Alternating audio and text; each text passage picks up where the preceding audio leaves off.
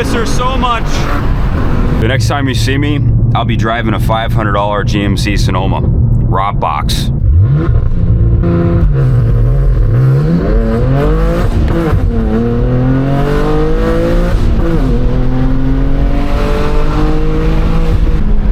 Oh, dear Lord. I've decided to chase the path of righteousness. The M2 is sold as of this week, and I'm gonna give you the breakdown of how much it cost me to own this car for the last 10 months, buying it brand new special order to selling it not even a year in private sale with 5,300 miles on it.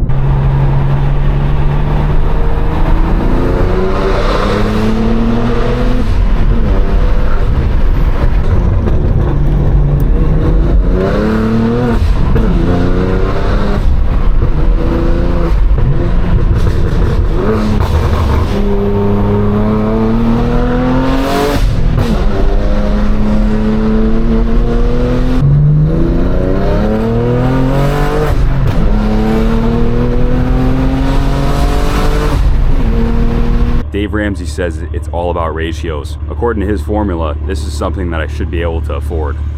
But still, I have this sense of overwhelming guilt for owning a piece of equipment like this at 25 years old. As an investor, you think about like what that cash could be doing, especially in times like this, where we're heading towards an economic downturn that's almost a certainty.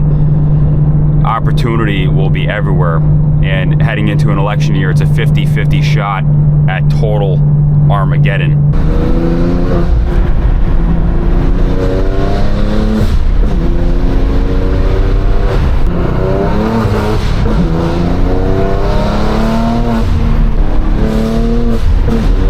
Because when you own something like this is a liability. You have the insurance, you have the taxes, you have the depreciation, you have this thing that you have to keep safe that's almost certainly going to depreciate at a rapid rate. The logic and reason voice in your head says to sell it. You shouldn't be owning something like this.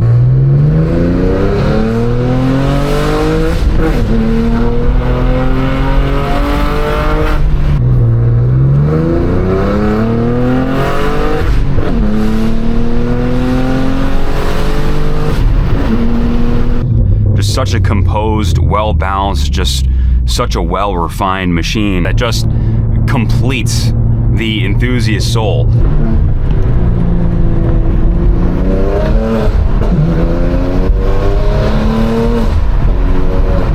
It's really tricky to not let your emotions come into play. Something like this, aside from with the feeling that it gives me by owning it, this car has no utility to me.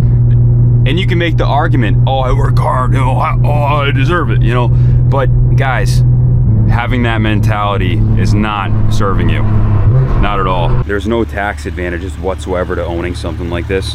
It's choosing to be hellaciously irresponsible and hemorrhage financially in order to scratch the itch.